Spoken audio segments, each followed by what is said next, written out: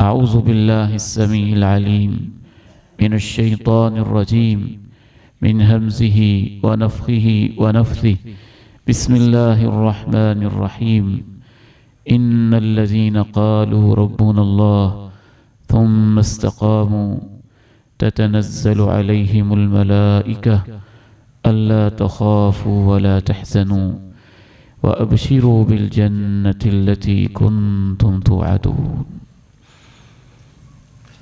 بے شک وہ لوگ جنہوں نے کہا ہمارا رب اللہ ہے، پھر اس پہ قائم رہے، ان کے اوپر فرشتے بار بار اترتے ہیں اور انہیں یہ پیغام دیتے ہیں تم نے ڈرنا نہیں اور غم بھی نہیں کھانا، اور تمہیں مبارک ہو اس جنت کی جس کا تم سے وعدہ کیا جاتا تھا۔ رمضان المبارک اپنی رحمتوں، برکتوں، سعادتوں اور نور کی تجلیوں کے ساتھ ہم سے رخصت ہو چکا ہے۔ آج 30 رمضان المبارک ہے۔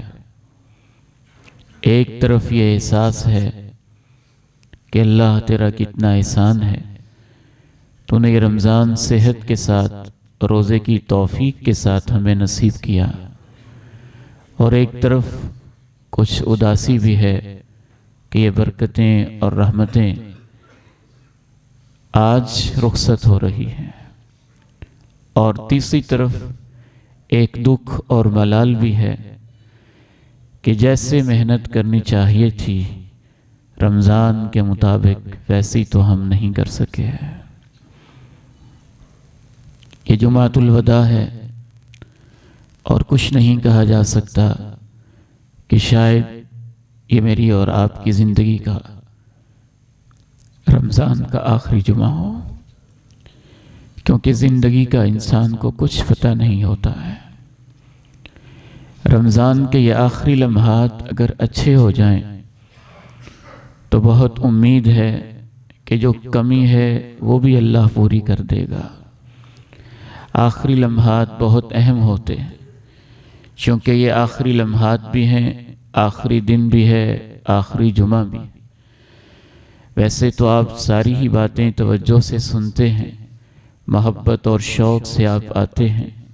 اللہ آپ کی یہ محبت قبول فرما لے اور ہمیں اپنی جنتوں میں اکٹھا فرما دے، لیکن یہ آخری جمعہ میں چاہوں گا زیادہ توجہ کے ساتھ، زیادہ محبت کے ساتھ سنا جائے، کیونکہ یہ رمضان کا الوداعی پیغام ہے۔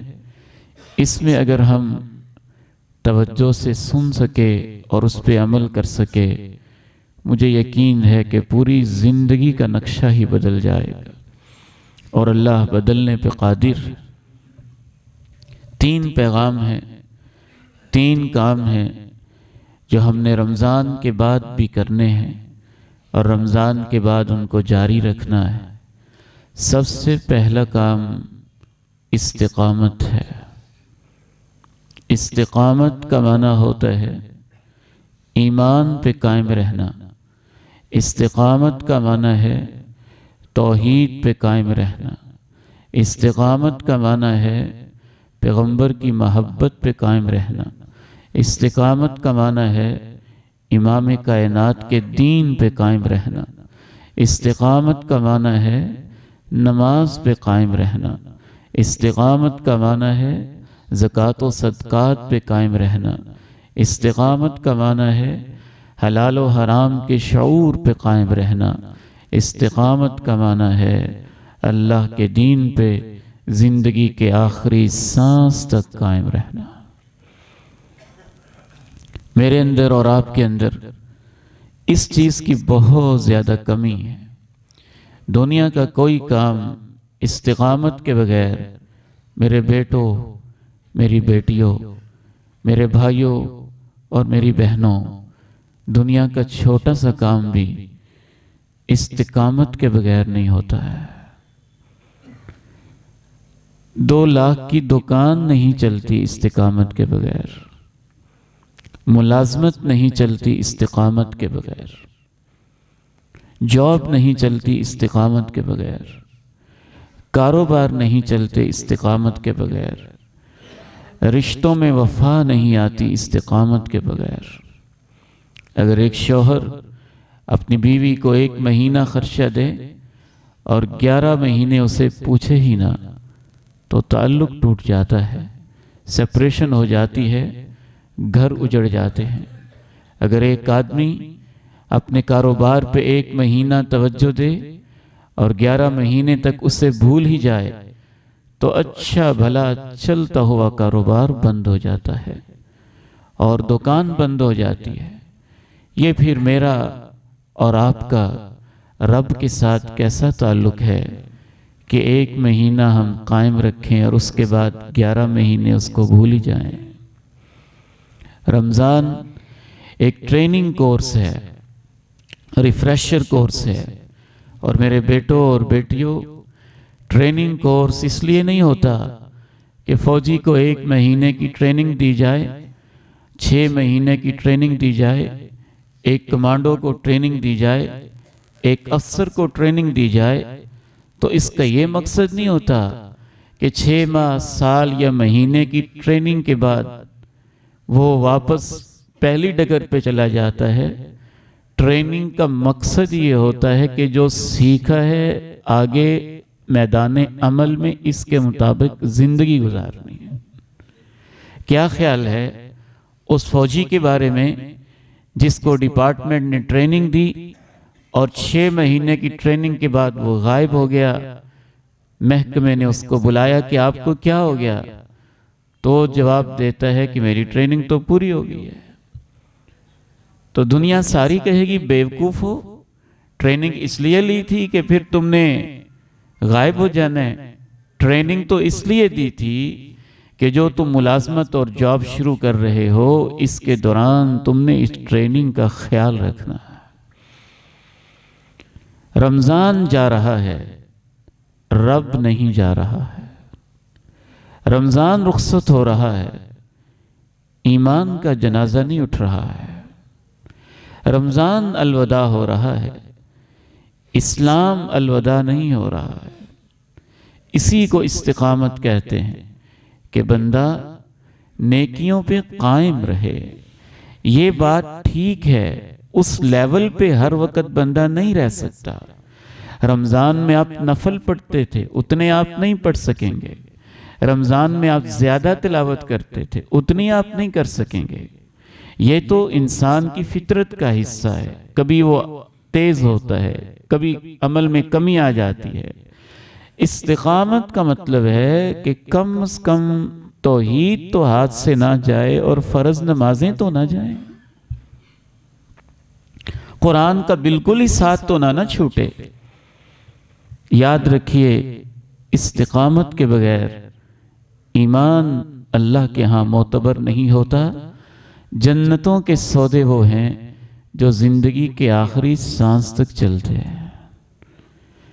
ان الذين قالوا ربنا الله ثم استقاموا تتنزل عليهم الملائكة ألا تخافوا ولا تحزنوا وأبشروا بالجنة التي كنتم توعدون نحن أولياؤكم في الحياة الدنيا وفي الآخرة وَلَكُمْ فِيهَا مَا تَشْتَهِي أَنفُسُكُمْ وَلَكُمْ فِيهَا مَا تَدَّعُونَ نُزُلًا مِّنْ غَفُورٍ رَحِيمٍ۔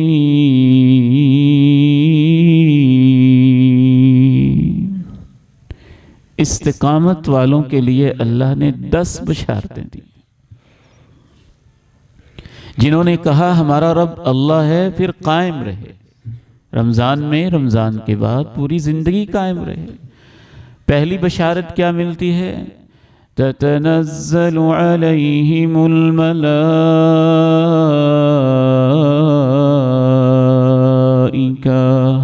رحمت والے فرشتے، نور والے فرشتے، محبت والے فرشتے، پیار والے فرشتے ان کے اوپر اترتے ہی رہتے ہیں۔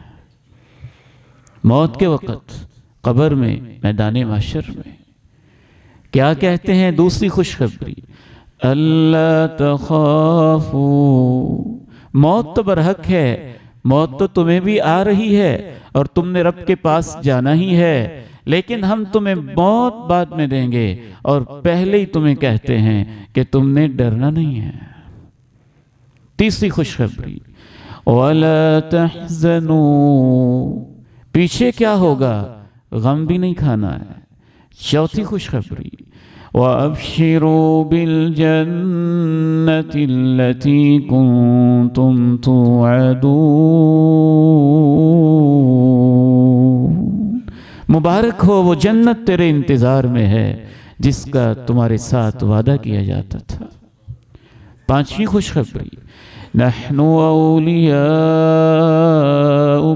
فی الحیات الدنیا، دنیا کی زندگی میں بھی ہم تیرے ساتھ ساتھ ہوتے تھے، تیری نیکیاں بھی دیکھتے تھے، تیرے اعمال بھی دیکھتے تھے، تیری محنتیں بھی دیکھتے تھے۔ وہ اس کو یاد کرواتے ہیں، ہم سب کچھ دیکھتے تھے، تو بڑے اچھے عمل کرتا تھا اور پوری زندگی کرتا رہا تھا، اس سے اس کو اور حوصلہ ملتا۔ وَفِي الْآخِرَةِ، چھٹی خوشخبری، وہ کہتے ہیں کہ اب سارے ہی تیرا ساتھ چھوڑ گئے ہیں، دیکھ لینا، ماں بھی ساتھ نہیں ہے، باپ بھی نہیں ہے، بہن بھائی بھی نہیں ہے، اولاد بھی نہیں ہے، ہم دنیا میں تیری نیکیاں لکھتے اور دیکھتے رہے ہیں، اب قبر میں ہماری وفا کی باری ہے، ہم تیرے ساتھ رہیں گے۔ نحن اولیاؤکم فی الحیات الدنیا وفی الآخرہ وَلَكُمْ فِيهَا مَا تَشْتَهِي أَنفُسُكُمْ وَلَكُمْ فِيهَا مَا تَشْتَهِي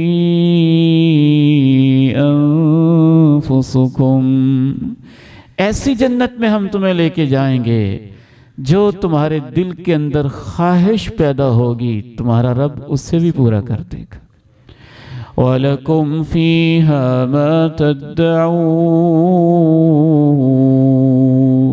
جو تمہاری زبان پہ فرمائش آئے گی تمہارا رب اسے بھی پورا کر دے گا۔ نُزُلًا نُزُلًا، تیرا میزبان تیرا رب ہے، تیرا میزبان تیرا رب ہے۔ امام ابن کثیر رحمہ اللہ تعالی نے اس آیت کی تفسیر میں لکھا ہے، آواز ایسے رہنے دیں، ایکو نہ چلائیں، آواز صاف کریں، ایکو نہ چلائیں۔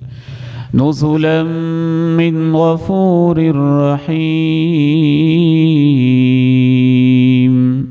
امام ابن کثیر رحمہ اللہ نے اس آیت کی تفسیر میں اللہ کی میزبانی کا ایک منظر کھینچا ہے۔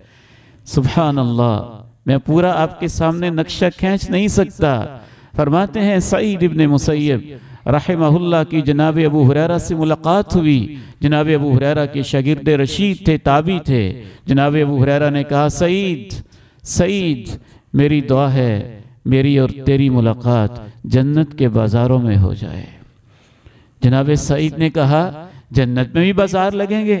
ان کا ذہن تو یہ تھا کہ بازار میں شاپنگ ہوتی ہے، خرید و فروخت ہوتی ہے، تو جنت میں بھی بازار ہوں گے، وہاں کیا شاپنگ ہونی ہے؟ تو جناب ابو ہریرہ نے کہا، ہاں وہاں بازار تو ہوں گے، خرید و فروخت کے بغیر ہوں گے۔ بازار ہوں گے لیکن خرید و فروخت نہیں ہوگی۔ کیسے بازار ہوں گے؟ ممبر لگا دیے جائیں گے، کہیں نور کے ممبر ہوں گے، کہیں کستوری کے ممبر ہوں گے، کہیں پہ ہیروں کے ممبر ہوں گے، کہیں موتیوں کے ممبر ہوں گے، کہیں سونے کے ممبر ہوں گے، کہیں چاندی کے ممبر ہوں گے، کہیں مختلف قیمتی چیزوں کے بنے ہوئے ممبر ہوں گے۔ جنتیوں کو ہفتے کے بعد جتنا دنیا میں ہفتہ گزرنے میں وقت لگتا تھا، اس دورانیے کے بعد جنتیوں کو وہاں پہ بٹھا دیا جائے گا۔ جب جنتی بیٹھ جائیں گے، رب کریم ایک ایک جنتی کے ساتھ ہم کلام کریں گے، گفتگو کریں گے، اور ہم کلامی کے بعد پھر رشتے ان کو ایک بازار میں لے جائیں گے جہاں بہت قیمتی چیزیں سجی ہوئی ہوں گی، اور جنتیوں سے کہا جائے گا جو تمہارا جی چاہتا ہے اپنی جنت کو اور سجانے کے لیے یہاں سے لے جاؤ۔ ان کے حسن میں، ان کے جمال میں ایسا اضافہ ہوگا کہ جب اسی اثنا میں پھر ان کے اوپر ایک بادل سا چھا جائے گا اور اس کے اندر سے کستوری کی طرح مہک آنے لگے گی۔ جیسے ہی مہک آئے گی ان کے حسن و جمال میں اضافہ ہو جائے گا اور وہ واپس اپنی جنتوں میں واپس جائیں گے تو ان کی ازواج ان سے کہیں گی تمہارا حسن تو پہلے سے بڑھ چکا ہے۔ وہ جواب دیں گے آج رب کریم سے ملاقات ہوئی ہے۔ تو اس میزبانی کا انہوں نے ایک نقشہ کھینچا۔ ظاہر ہے جو میزبان ہوتا ہے نا وہ اپنی حیثیت کے مطابق میزبانی کرتا ہے، اپنی حیثیت کے مطابق میزبانی کرتا ہے۔ میرے ایک عزیز ایک دفعہ حج پہ گئے ہوئے تھے تو مجھے بتانے لگے ہمارا حج تو اور ہی قسم کا ہے۔ میں نے کہا خاص قسم کا ہے؟ کہنے لگے ہم شاہی مہمان ہیں، سعودیہ کے بادشاہ نے ہمیں بلایا ہے، تو وہ بڑے پروٹوکول کے ساتھ انہوں نے حج کے ایام میں بھی رکھا ہوا ہے۔ بادشاہ جب کسی کی میزبانی کرتے ہیں تو اپنی حیثیت کے مطابق کرتے ہیں۔ کائنات کا بادشاہ جب تمہارا میزبان ہوگا تو اس وقت اس کی مہمانی کا انداز کیا ہوگا؟ تو اللہ نے نویں بشارت دی میں تمہارا میزبان ہوں گا، اور اللہ نے اس میں نام کیا لیا؟ نزلا من غفور رحیم۔ یہ اس رب کی میزبانی ہوگی جو بہت رحم بھی کرنے والا ہے اور بہت معاف بھی کرنے والا ہے۔ استقامت کے بغیر یہ جنت نصیب نہیں ہوتی ہے۔ وہاں تک پہنچنے کے لیے استقامت چاہیے ہوتی ہے اور دین کے اوپر قائم رہنا ہوتا ہے۔ میں ایک پیغام دے کے دوسرے حصے کی طرف آگے بڑھوں گا۔ ہمارے ہاں استقامت کے مسئلے میں اتنی کمزوری ہے، جیسے ہی عید کا چاند نظر آتا ہے ایسے لگتا ہے جیسے مسجدیں ویران ہو گئی ہیں، ایسے لگتا ہے جیسے رب رہا ہی نہیں ہے، جیسے رسول کو رسول لوگوں نے مانا ہی نہیں ہے، جیسے نماز صرف ایک مہینے کے لیے فرض ہوئی تھی اور اب تو فرض ہوئی ہی نہیں ہے۔ وہی نوجوان جو مسجدوں میں بیٹھے ہوئے نظر آتے تھے، ان کی زندگیاں، ان کے طور، ان کے اطوار، ان کے طریقے بدلے ہوئے نظر آتے ہیں۔ میں خصوصاً اپنے بیٹوں سے اور بیٹیوں سے، بھائیوں سے اور بہنوں سے کہنا چاہتا ہوں، ہم تو اس امت کے افراد ہیں جنہوں نے سولی کے پھندے پہ لٹک کر بھی استقامت کا مظاہرہ کیا تھا۔ میں کل ہی اعتکاف والے نوجوانوں کو بتا رہا تھا اور خود ہی اپنے ہی اندر اپنا ضمیر مجھے بھی ملامت کر رہا تھا، ہم کتنے کمزور لوگ ہیں۔ جناب خبیب کو جب سولی کی طرف لے جایا جا رہا تھا تو جناب خبیب جس سکون اور اطمینان کے ساتھ جا رہے تھے، جاتے ہوئے بھی کہہ رہے تھے کوئی بات نہیں، اللہ کے دین کی خاطر لے کے جا رہے ہو، اگر میں سولی پہ لٹک بھی گیا اور تم نے میری لاش کے ٹکڑے ٹکڑے بھی کر دیے تو اللہ ان کے اوپر بھی برکتیں ہی اتارے گا۔ تاریخ کی بعض روایات بتاتی ہیں کہ ان ظالموں نے بعض صحابہ کے جسم کے ایک حصے کو سولی سے پہلے یوں کاٹ کے پوچھا اب تو تم چاہتے ہوگے کاش تم نے کلمہ نہ پڑھا ہوتا۔ کہتے نہیں، یہ تو اللہ کی راہ میں سب کچھ ہو رہا ہے، میں کلمے کو قربان کیسے کر سکتا ہوں۔ عبداللہ بن حذافہ رضی اللہ تعالی عنہ کے سامنے جب دیگ ابالی گئی، تیل اندر ابال دیا گیا تو عبداللہ بن حذافہ کی آنکھوں میں آنسو آ گئے اور وقت کے بادشاہ نے کہا اب تو تم رو رہے ہو، چاہتے ہوگے نا کہ اپنا دین چھوڑ دو۔ جناب عبداللہ ابن حذافہ نے کہا تم غلط سمجھے ہو، میں محمد کا غلام ہوں، محمد عربی صلی اللہ علیہ وسلم کا غلام ہوں۔ میں اس لیے نہیں رو رہا کہ میری جان چلی جائے گی، میں اس لیے رو رہا ہوں ایک ہی جان ہے جو اللہ کے دین کے لیے جا رہی ہے۔ کاش جتنے میرے جسم کے اوپر بال ہیں اتنی جانیں ہوتی تو میں ایک ایک کر کے اللہ کی راہ میں قربان کر دیتا۔ آپ کو تو کوئی آگ پہ نہیں چلاتا۔ رمضان کے گزر جانے کے بعد میں اپنے بیٹوں بیٹیوں سے پوچھنا چاہتا ہوں، کوئی آپ کو کہتا ہے کہ تم نے نماز پڑھی تو تمہیں آگ کے انگاروں پہ چلنا پڑے گا؟ کوئی آپ سے کہتا ہے کہ تم نے نماز پڑھی تو جب تم سجدے میں ہوگے تو تمہاری گردن کے اوپر ہم پاؤں رکھ کے رون ڈالیں گے؟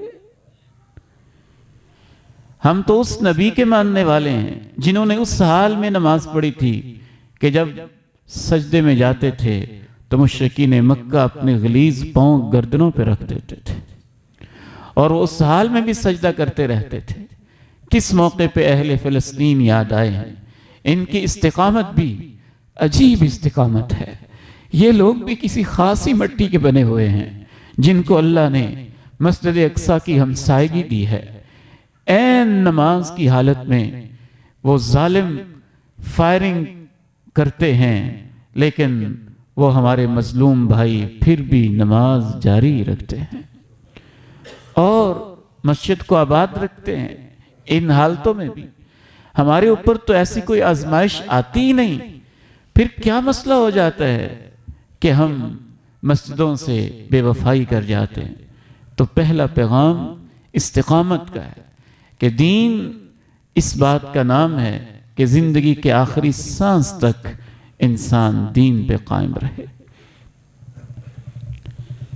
دوسرا پیغام آج کے اس خطبہ جمعۃ المبارک کے حوالے سے، جس سے رمضان بھی مبارک ہوگا اور ہماری پوری زندگی بھی تبدیل ہو سکتی ہے، وہ میرے بھائیوں اور میری بہنوں، میرے بزرگوں اور میری ماؤں، بیٹوں اور بیٹیوں، میرے اور آپ کے لیے اہم پیغام یہ ہے کہ ہم نے اپنی توبہ پر بھی قائم رہنا ہے۔ 21 کی رات میں، 23 کی شب میں، 25 کی رات کو، 27 کو لیلۃ القدر کی تلاش میں اور پورے رمضان میں جو ہم اللہ سے معافیاں مانگتے رہے ہیں تو اسی ارادے کے ساتھ مانگتے رہے ہیں کہ اللہ جو کچھ ہوا ہے معاف کر دے، آئندہ ہم یہ گناہ دوبارہ نہیں کریں گے۔ یا ایھا الذین آمنوا توبوا الی اللہ توبۃ نصوحا، ایمان والو خالص توبہ کیا کرو۔ وَتُوبُوا إِلَى اللَّهِ جَمِيعًا أَيُّهَا الْمُؤْمِنُونَ لَعَلَّكُمْ تُفْلِحُونَ، سب کے سب مل کے توبہ کرو تاکہ تم کامیاب ہو جاؤ۔ اور یاد رکھیے توبہ پر آپ قائم نہیں رہ سکتے جب تک آپ اپنی محفل نہیں بدلیں گے، جب تک آپ اپنی دوستیاں نہیں بدلیں گے، جب تک آپ اپنے جینے کے انداز نہیں بدلیں گے، جب تک آپ اپنے رابطے نہیں بدلیں گے۔ آپ مسجد میں تشریف لائے، نمازی لوگ آپ کو ملے، خیر والے لوگ ملے، ایمان والے لوگ ملے، آپ نے ہم جیسے فقیروں سے کو دین کی باتیں سنی تو یقیناً آپ نے محسوس کیا ہوگا کہ اللہ کے قرآن میں کیا تاثیر ہے، حدیث میں کیا تاثیر ہے، نماز میں کیا برکت ہے، مسجد میں کیا سکون ہے۔ خیر والے آپ کو لوگ ملے، خیر والا آپ کو ماحول ملا۔ اس ماحول کو قائم رکھنا اور جو بری دوستیاں ہیں یا تو ان کو چھوڑ دیں یا ان کو بھی اس ماحول میں لے آئیں۔ اگر وہ اس ماحول میں نہیں آتے ہیں تو پھر ایسی دوستیوں کو چھوڑ دیں۔ بری دوستیوں کو چھوڑنا اتنا عظیم عمل ہے۔ 99 انسانوں کا قاتل بھی جب بری محفل کو چھوڑنے کی نیت سے ابھی نکلا ہے، نیک محفل میں پہنچا نہیں ہے، راستے میں مر جاتا ہے، تو اللہ اس کے جانے کی بھی اتنی قدر کرتے ہیں کہ رحمت کے فرشتوں کو بھیج کے جنت کا مہمان بنا دیتے ہیں۔ اگر آپ یہ جاننا چاہتے ہیں کہ توبہ قبول ہوئی ہے کہ نہیں، تاک راتوں میں جو فاعف عنا کے وظیفے پڑے تھے معافی ملی ہے کہ نہیں، تو اس کی ایک نشانی اللہ نے اپنے قرآن میں لکھی ہوئی ہے. آپ قرآن ہی سے سن لیجئے اور پھر قرآن کی خوشخبری بھی. إِلَّا مَن تَابَ وَآمَنَ وَعَمِلَ عَمَلًا صَالِحًا فَأُولَئِكَ يُبَدِّلُ اللَّهُ سَيِّئَاتِهِمْ حَسَنَاتٍ وَكَانَ اللَّهُ غَفُورًا رَحِيمًا. جس سے گناہ ہوئے، چاہے شرک جیسا بھی ہوا، قتل جیسا بھی ہوا، زنا جیسا بھی ہوا، لیکن اس نے توبہ کی، پھر ایمان پہ قائم رہا، پھر اس نے نیک عمل شروع کر دیے، تو یہ وہ لوگ ہیں کہ اللہ ان کی برائیوں کو بھی نیکیوں میں بدل دیتا ہے. اور اللہ تو ہمیشہ اسے معاف کرنے والا، رحم کرنے والا ہے.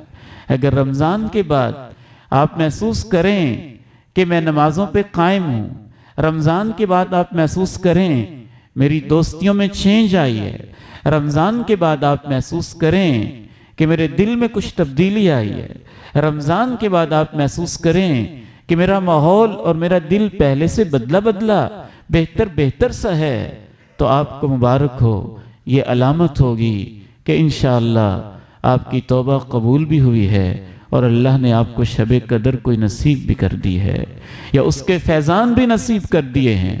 لیکن اگر آپ انہی راہوں پہ ابھی تو سورج غروب بھی نہ ہوا ہو اور آپ تیاری کرنے لگ جائیں کہ اچھا پھر سابقہ راہوں پہ واپس کیسے جانا ہے، تو پھر آپ خطرے میں ہیں. آپ کو چاہیے کہ پھر محسوس کریں، اللہ کے نبی نے تو بد دعا دے دی تھی، وہ آدمی ذلیل ہو جائے جو رمضان کے اندر بھی اپنے گناہوں کو معاف نہ کروا سکا، پھر کہیں ہم اس کا مصداق نہ بن جائیں. ایک آیت سنیے کہ جو بری دوستی نہیں چھوڑتا، قیامت کے دن اس کی کیا کیفیت ہوگی. وَيَوْمَ يَعَضُّ الظَّالِمُ عَلَى يَدَيْهِ يَقُولُ يَا لَيْتَنِي اتَّخَذْتُ مَعَ الرَّسُولِ سَبِيلًا يَا وَيْلَتَى لَيْتَنِي لَمْ أَتَّخِذْ فُلَانًا خَلِيلًا لَقَدْ أَضَلَّنِي عَنِ الذِّكْرِ بَعْدَ إِذْ جَاءَنِي وَكَانَ الشَّيْطَانُ لِلْإِنسَانِ خَذُولًا. وہ ظالم اپنے دونوں ہاتھوں کو کاٹ کے چباتا ہی رہے گا. ایک انگلی کو کاٹا، اس کو چبایا، پھر کاٹا، پھر چبایا، پھر اگلی انگلی کو کاٹا، پھر چبایا. دونوں ہاتھوں کی انگلیاں، دونوں ہاتھ کاٹ کے چباتا ہی رہے گا اور کہے گا کیا؟ یا لیتنی اتخذت مع الرسول سبیلا، کاش میں نے رسول کا راستہ اپنایا ہوتا.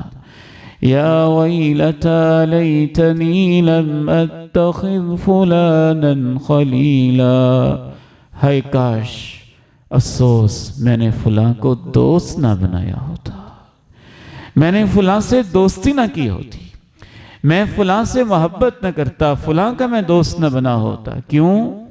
لَقَدْ أَضَلَّنِي عَنِ الذِّكْرِ بَعْدَ إِذْ جَاءَنِي، نصیحت میرے پاس آئی تھی، اس نے مجھے راستے سے ہٹا دیا تھا. پیغام تو آیا تھا، اس نے مجھے چلنے نہیں دیا تھا، اس نے مجھے سیدھے راستے سے ہٹا دیا تھا. وَكَانَ الشَّيْطَانُ لِلْإِنسَانِ خَذُولًا. اللہ نے کہا اصل بات یہ ہے کہ شیطان نے ذلیل کر دیا انسان کو. شیطان اسے بری راہوں کی طرف، برے راستوں کی طرف واپس لے گیا. وہ شیطان بھی جو جنات میں سے ہیں اور وہ شیطان بھی جو شیطانوں کے ایجنٹ ہیں اور انسان کی شکلوں میں ہیں. وہ بھی باقاعدہ برائی کی دعوت دیتے ہیں اور برائی کی طرف انسان کو لے کے جاتے ہیں. تو ہم نے اپنی محفلیں بدلنی ہیں، دوستیاں بدلنی ہیں، ماحول کو بدلنا ہے. پھر انشاءاللہ آپ خیر کی راہوں پہ قائم رہیں گے. آپ اس نبی کے امتی ہیں جس نبی کے صحابی کی زندگی یہ تھی کہ دور جاہلیت کے اندر ایک عورت کے ساتھ تعلق تھا، اسلام قبول کر لیا، مکہ میں ایک مشن کے لیے واپس آئے. اس فاحشہ عورت نے دیکھ لیا صحابی رسول کو، کہا آؤ پرانی یادیں تازہ کرتے ہیں۔ کہا میرے ہاتھوں نے اللہ کے پیغمبر کے ہاتھ پہ ہاتھ رکھ کے بیعت کر لی ہے، اب یہ غلط راہوں پہ نہیں جا سکتے، اب یہ غلط راہوں پہ نہیں جا سکتے۔ تیسرا اور آخری پیغام، اور میں سمجھتا ہوں بعض حوالوں سے یہ بہت ہی اہم پیغام ہے اور بہت قابل توجہ ہے اور سننے والا ہے، اس پہ زیادہ توجہ کی ضرورت ہے۔ مجھے اور آپ کو اس تیسرے کام کی بعض حوالوں سے پہلے سے بھی زیادہ ضرورت ہے۔ عید قریب ہے، ہم لباس بدلتے ہیں، چہرے کو صاف کرتے ہیں، نہاتے ہیں، دھوتے ہیں، اجلے اجلے کپڑے پہن لیتے ہیں، مہک مہک بکھیر دیتے ہیں، خوشبو کے طرح طرح کے عطر بیزیاں ہمارے جسم سے، معطر ہوائیں اور ہر طرف خوشبو بکھرنے لگتی ہے۔ یہ اچھی بات ہے، لیکن اللہ کا یہ فقیر بندہ اور آپ کا بھائی آج جمعے کے الوداعی پیغام میں، رمضان کے آخری دن میں آپ سے یہ گزارش کرنا چاہتا ہے۔ آواز ویسی رہنے میں جیسے پہلے تھی، چینج ہو گئی ہے۔ جیسے پہلے میں عرض کر رہا تھا کہ اللہ کے اس فقیر بندے کا یہ پیغام سن لیجئے، خصوصاً جمعۃ الوداع میں اور رمضان کے آخری دن کے اندر کپڑے بدلنے سے پہلے تھوڑا سا جائزہ لے کے ذرا اپنے دل کی کیفیت کو بدل لینا۔ نئے کپڑے پہننے سے پہلے اپنے تعلقات کو نئے سرے سے استوار کرنے کی کوشش کرنا، اور اپنے چہرے کو دھونے سے پہلے اپنے دل کے اندر سے حسد، کینہ، بغض اور نفرت کو بھی تھوڑا سا صاف کر لینا اور کچل لینا۔ جب تک دل نہیں دھلیں گے اور دل کے اندر سے کینہ، بغض، نفرت، حسد اور اس طرح کے جذبات دل کے اندر سے پاک اور صاف نہیں ہوں گے، اس وقت تک عید اپنی پوری خوشیوں کے ساتھ مکمل نہیں ہوگی، دین کامل نہیں ہوگا، ایمان مکمل نہیں ہوگا۔ عید کی خوشیاں اس میں نہیں ہیں کہ ہم تنے تنہا ہی خوش ہوتے رہیں۔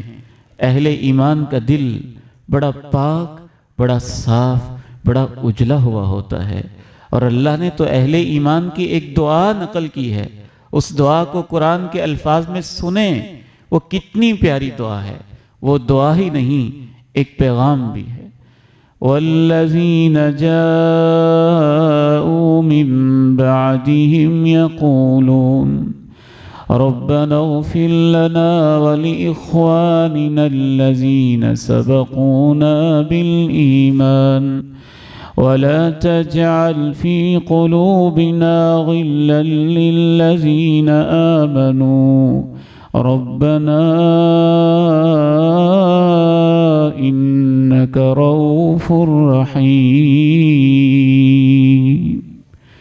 قرآن اللہ کا کلام ہے، اس کا ایک ایک لفظ اپنے دل پہ اتاریں اور غور کریں کہ اللہ ہمیں کیا سکھا رہا ہے۔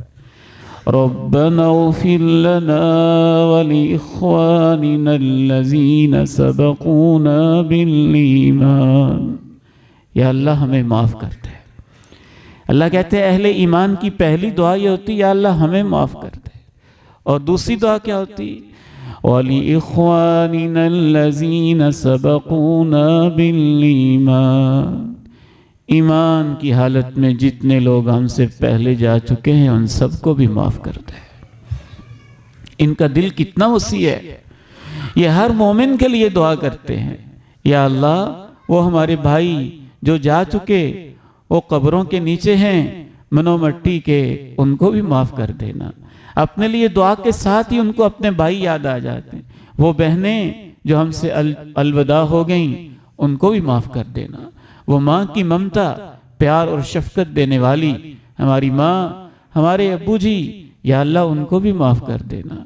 ہمارے ہمسائے، ہمارے دوست، ہمارے رشتہ دار جتنے بھی یا اللہ ایمان والے جا چکے ہیں سب کو معاف کر دینا۔ پھر ان کی تیسری دعا زندہ لوگوں کے لیے ہوتی ہے، اور فوت شدہ لوگوں کے لیے بھی ایک تیسری جامع دعا ہوتی ہے۔ ولا تجعل في قلوبنا غلا للذين آمنوا ولا تجعل في قلوبنا غلا للذين آمنوا۔ اے اللہ ہمارے دلوں سے کینے کو کھرچ کھرچ کے ختم کر دے، ہمارے دلوں کو کینے سے صاف کر دے۔ پھر ان کو خیال آتا ہے نا کہ ہم نے بھی تو وہ بھی چلے گئے، ہم نے بھی چلے جانا ہے، تو جو لوگ زندہ ہیں ان کے ساتھ نفرتیں پال پال کے رکھنا، کینے سنبھال سنبھال کے رکھنا، دل کے اندر بغض اور قدورتیں قائم رکھنا، کب تک آخر یہ ایسے رہیں گے؟ جانا تو ہے ہی، تو بجائے اس کے کہ مرتے ہوئے ہم کہہ رہے ہوں مجھے معاف کر دے مجھے معاف کر دے، اہل ایمان کی نشانی ہے وہ زندگی میں ہی کہتے ہیں اللہ ہمارے سینوں کو صاف کر دے، اے اللہ ہمارے سینوں کو صاف کر دے۔ کاش آپ کو یہ دعا یاد ہو جائے اور آج ہی افطاری کے دسترخوان سے پہلے آپ یہ دعا بھی کر لیں، اور اس جمعے کے اندر ہی اندر اللہ سے دعا بھی کر لیں، اور تھوڑی کوشش کر کے اپنے سینے کو صاف بھی کر دیں۔ وَلَا تَجْعَلْ فِي قُلُوبِنَا غِلًّا لِّلَّذِينَ آمَنُوا رَبَّنَا إِنَّكَ رَءُوفٌ رَحِيمٌ۔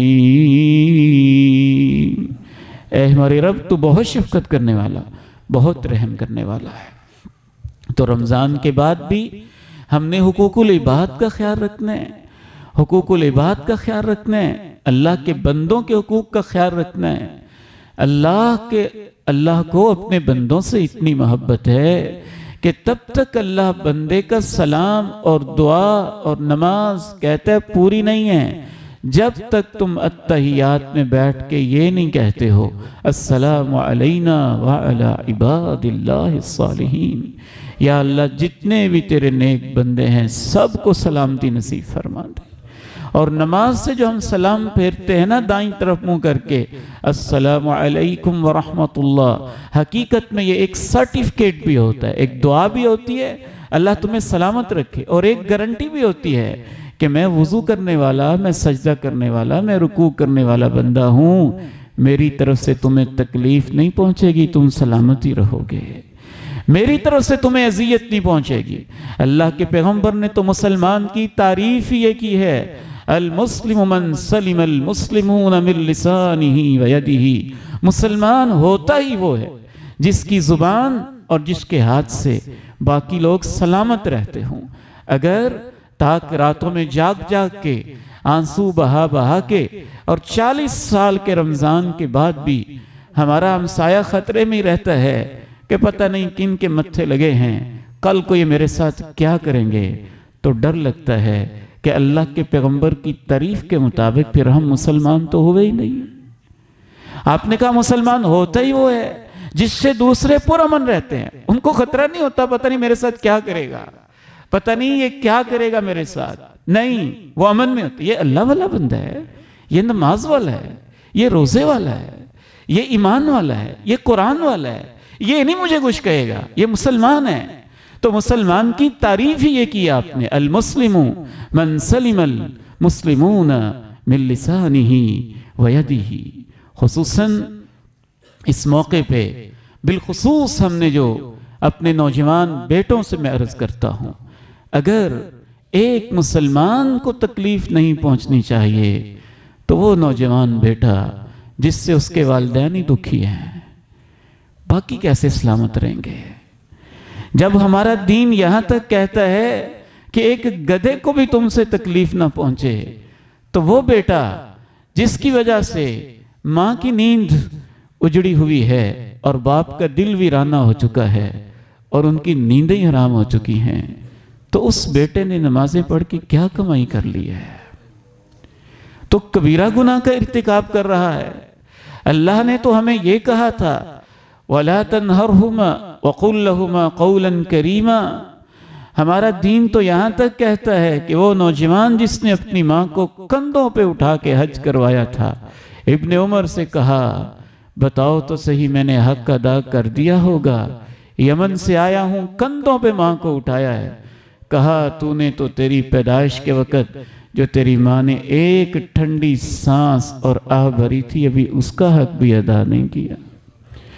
وَلَا تَنْهَرْهُمَا وَقُلْ لَهُمَا قَوْلًا كَرِيمًا وَقُلْ لَهُمَا قَوْلًا كَرِيمًا۔ اللہ کی قسم ہے میرے بیٹو، اگر آپ کے موبائل پہ ابو جی لکھا ہوا آتا ہے نا تو آپ خوش نصیب ہیں کہ آپ کا ابو ہے اور آپ کو یاد کرتا ہے، اور آپ کے موبائل پہ اگر ماما اور امی جی لکھا آتا ہے تو آپ خوش نصیب ہیں کہ آپ کی ماں ہے اور آپ کو یاد کرتی ہے۔ اور اگر آپ ایسے بد نصیب ہیں کہ وہی آپ سے تنگ ہیں، وہی پریشان ہیں، تو پھر یہ نمازیں، یہ روزے، یہ معاملات خطرے میں ہیں، کہیں یہ نہ ہو کہ یہ ان مظلوموں تک سارے پہنچ جائیں۔ ہمارے رشتہ دار، ان کا خیال رکھنا، اور بالخصوص وہ رشتہ دار جو غریبی میں ہیں، مسکنت میں ہیں، فقر و فاقے میں ہیں۔ میں حیران ہوتا ہوں ہم کیسے مسلمان ہیں، کیسے ہمارے رویے ہیں۔ اللہ کے نبی علیہ السلام نے تو یہاں تک ایک غریب انسان کا خیال رکھنے کی تلقین کی تھی کہ صحابہ نے اپنے غلاموں کو بھی وہی کپڑے پہنا دیے تھے جو خود پہنتے تھے۔ اور اگر ایک انسان اتنا امیر ہے اور اس کی بہن گھروں میں برتن صاف کر رہی ہے اور جھاڑو دے رہی ہے تو اس کی عمارت اور اس کی دولت کا فائدہ ہی کیا ہے؟ اس کے اندر انسانیت نہیں ہے، اعلیٰ اخلاق نہیں ہے۔ اس لیے ہمیں اس پہلو پہ بھی، اس عید پہ خصوصاً اور اس رمضان کے الوداعی لمحات میں خصوصاً توجہ کرنے کی ضرورت ہے۔ اور یاد رکھیے یہ اس وقت تک توجہ نہیں ہو سکتی ہے جب تک ہمارے اندر دو عادتیں نہ ہو جائیں۔ حقوق العباد اگر آپ ٹھیک کرنا چاہتے ہیں تو آپ کو دو عادتیں اپنے اندر لانی چاہیے، ایک معافی مانگنے کی عادت ڈال لیں اور دوسری معاف کرنے کی عادت ڈال لیں۔ یہ دونوں ہی عادتیں بہت ضروری ہیں۔ قدم قدم پہ کہہ دیں میں معذرت چاہتا ہوں، مجھ سے غلطی ہوگی، غلطی میری ہی ہوگی، خطا میری ہوگی۔ ہم کس بات کی مولی ہیں؟ یہاں تو امام کائنات علیہ السلام ہیں، میدان سجا ہے اور اپنے صحابہ سے کہتے ہیں میں نے تمہارے اندر زندگی گزاری ہے، میں نے کسی پہ کوئی زیادتی کی ہو تو آج مجھ سے بھی بدلہ لے سکتا ہے، مجھ سے بھی بدلہ لے سکتا ہے۔ اور آپ نے اپنی امت کو تعلیم ہی یہ دی ہے، من کانت لہو عند اخیہ مظلمۃ من عرض او شیء، جس نے اپنے کسی بھائی پہ، عزت پہ، کسی چیز پہ زیادتی کر لی ہو اس سے معافی مانگ لے، اس سے معافی مانگ لے۔ معافی مانگنا عظمت ہے، اپنے گناہ کا، غلطی کا اعتراف کر لینا عظمت ہے۔ ہمارے دل ہی اتنے پتھر ہو گئے ہیں کہ ہم اٹھتے ہی نہیں ہیں کہ کسی ماں کی طرف، کسی باپ کی طرف، کسی بھائی کی طرف، کسی بہن کے دروازے پہ جا کے کہہ دیں مجھ سے غلطی ہوئی ہے، آپ مجھے معاف کر دیں، مجھ سے خطا ہو گئی ہوگی، آپ مجھے معاف کر دیں۔ اس منبر کے اوپر کھڑے ہو کے مجھے والد گرامی رحمہ اللہ کس موقع پہ یاد آ رہے ہیں، مجھے کہنے لگے بیٹے گاڑی نکالو، نکال دی، کہا چونیا کی طرف جانا ہے، چل پڑے۔ وہاں ایک سٹاپ آتا ہے شیخ المدین کا، کہتے ہیں یہاں روک دو، روک دی۔ کہتے ہیں یہاں ایک ہوٹل ہے، ہوٹل دیکھا، کہا یہاں ایک آدمی ہے، اس کو ذرا بلاؤ۔ اس نے دیکھا تو بھاگ کے آ گیا، ان سے چلا نہیں جاتا تھا، ابا جی سے اٹھا نہیں جاتا تھا، بالکل آخری سال کی بات ہے۔ وہ نوجوان جلدی سے بھاگ کے آ گیا، گھٹنے پکڑنے لگا، دبانے لگا، کہنے لگے بیٹے رک جاؤ، میں ایک مقصد کے لیے آیا ہوں۔ جی حکم؟ کہا آپ سے معافی مانگنے کے لیے آیا ہوں۔ بیٹے آپ سے معافی مانگنے کے لیے آیا ہوں، آپ مجھے ملنے آئے تھے، میری طبیعت اس وقت ٹھیک نہیں تھی، غصے میں پتہ نہیں میں نے آپ کو کیا کہہ دیا، میں اس وقت سے بے چین تھا، بیٹے مجھے اللہ کے لیے معاف کر دو۔ یہ انبیاء کی سنت ہے، یہ صحابہ کی سنت ہے۔ ہم معافی مانگنے کو اپنی توہین سمجھتے ہیں، یہ توہین ہے یا پھر تب توہین ہوگی جب قیامت کے دن معافی مانگی نہیں ہوگی اور اللہ ہمارے رمضان کے سارے ہی روزے اس مظلوم کو دے دے گا۔ تو نے اس کے ظلم سے تھے، اس کی نیکیاں ہم تجھے دے رہے ہیں۔ آج معافی تلافی تو ہو نہیں سکتی، ایسے ہی حساب ہوگا۔ ایک ہمارے اندر یہ عادت آ جائے، ہم معافی مانگنے والے بن جائیں، اور دوسری عادت ہم معاف کرنے والے بن جائیں۔ ہم معاف کرنے والے بن جائیں، اس کو بھی جس نے معافی مانگ لی ہے اور اس کو بھی جس نے نہیں مانگی ہے۔ کس موقع پہ صحابی یاد آئے؟ اللہ کے پیغمبر نے کہا رب کی راہوں میں صدقہ کرو۔ جناب علبہ کے پاس دینے کے لیے کچھ نہیں تھا، رات کو بیٹھ گئے، رونے لگ گئے کہ اللہ آج تیرے دین کو ضرورت تھی، میرے پاس دینے کے لیے کچھ تھا ہی نہیں، میں کچھ نہیں دے سکا، لیکن میں صدقہ کیے بغیر نہیں رہ سکتا۔ اے اللہ آج تجھے گواہ کے بنا کے میں اپنی عزت کا صدقہ کر رہا ہوں۔ عزت کا صدقہ کیسے؟ یا اللہ میں تیرے ساتھ یہ وعدہ کرتا ہوں جس مسلمان نے میرے ساتھ کوئی زیادتی کی ہے میں اپنی عزت اس پہ صدقہ کرتے ہوئے تیری خاطر معاف کر دیتا ہوں۔ صبح ہوئی، اللہ کے پیغمبر نے پوچھا رات کس نے صدقہ کیا تھا؟ کس نے صدقہ کیا تھا؟ صحابی کھڑے نہ ہوئے، پھر انہوں نے کہا جی میں نے صدقہ کیا تھا۔ کہا کتبت فی الزکاۃ المتقبلہ، تیرا صدقہ تو اللہ نے قبول شدہ زکوٰۃ کے اندر لکھ لیا ہے، یہ تو قبول ہو گیا ہے اور اللہ کو بڑا قبول ہوا ہے۔ ہمارے اندر بھی ایسا ظرف آ جائے عید سے پہلے پہلے اور آج کے غروب آفتاب سے پہلے پہلے۔ اللہ مجھے اور آپ کو عمل کی توفیق دے۔ وآخر دعوانا الحمد للہ رب العالمین۔